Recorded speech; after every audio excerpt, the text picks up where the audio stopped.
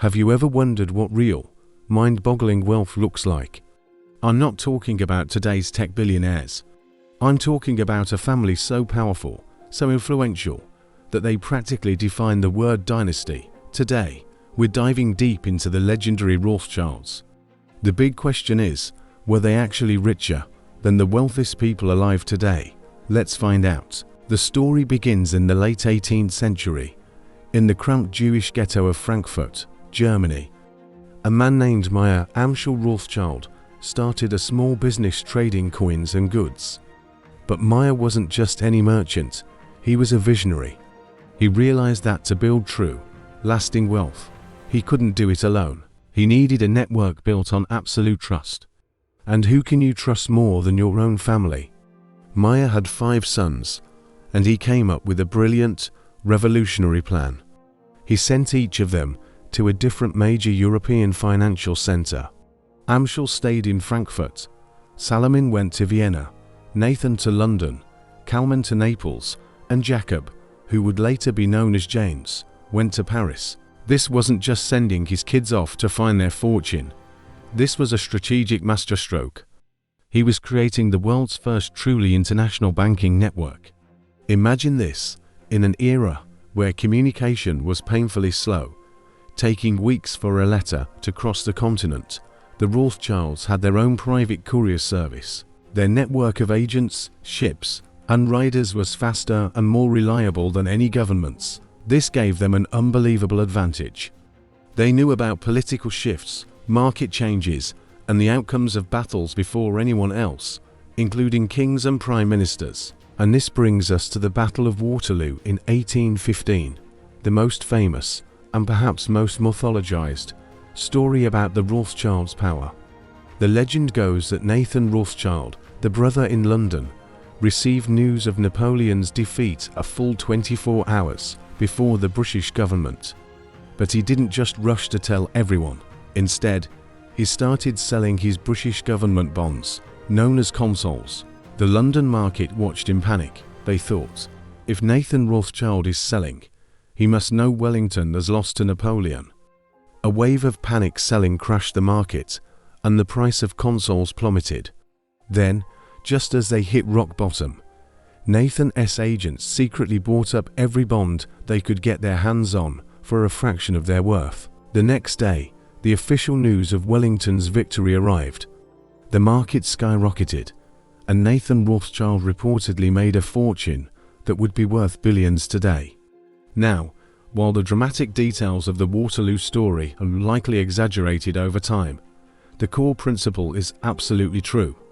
The Rothschilds' information advantage was their superpower. They financed wars, propped up governments, and funded massive industrial projects like railways and the Suez Canal. They weren't just participating in the economy. They were shaping it. They could move vast sums of money across borders seamlessly, avoiding political instability and capitalizing on opportunities everywhere. So, how do we even begin to calculate their wealth? It's incredibly tricky. Unlike today's billionaires, whose fortunes are often tied to publicly traded stocks, the Rothschild wealth was private, distributed across multiple branches of the family, and held in a complex web of assets, companies, land, art, and gold. Their fortune wasn't a single number. It was a global system. Economists and historians have tried to estimate their peak wealth, often placing it in the mid-19th century. Some estimates, when adjusted for inflation and the size of the global economy at the time, suggest the family controlled a fortune that could be worth trillions of dollars in today's terms. Yes, trillions with a T. Think about it this way. At their height, the Rothschilds' wealth was estimated to be a significant percentage of the entire world's GDP. No single individual or family today comes even close to that level of economic dominance. So, when we compare them to today's billionaires like Elon Musk or Jeff Bezos, it's like comparing apples and oranges. While today's titans have staggering personal fortunes, the Rothschilds commanded a level of systemic power and influence that is almost unimaginable now. They were the lender of last resort to nations. They could make or break economies with their decisions. Their wealth wasn't just money. It was geopolitical power. What happened to all that wealth? Well, it didn't just disappear. The family's fortune was diluted over many generations through inheritance, and the world changed. To world wars, the rise of modern financial systems, and higher taxes all reshaped the landscape.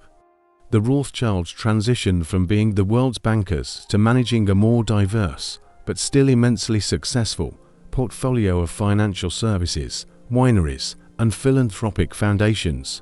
The Rothschild Group is still a major player in global finance today, but they operate with much more discretion. The era of a single family holding such overt power over nations is largely over. But their legacy is a powerful reminder of what's possible when vision, strategy, and a powerful network come together. So, were the Rothschilds richer than today's billionaires? In terms of sheer, personal, countable cash in a bank account, maybe not. But in terms of their share of the world's wealth and their ability to influence global events, absolutely, they weren't just playing the game. They were the ones who owned the board. What do you think? It's a fascinating slice of history that really puts modern wealth into perspective. If you enjoyed this deep dive, don't forget to hit that like button, subscribe for more stories like this, and ring the notification bell. Thanks for watching, and see you in the next video.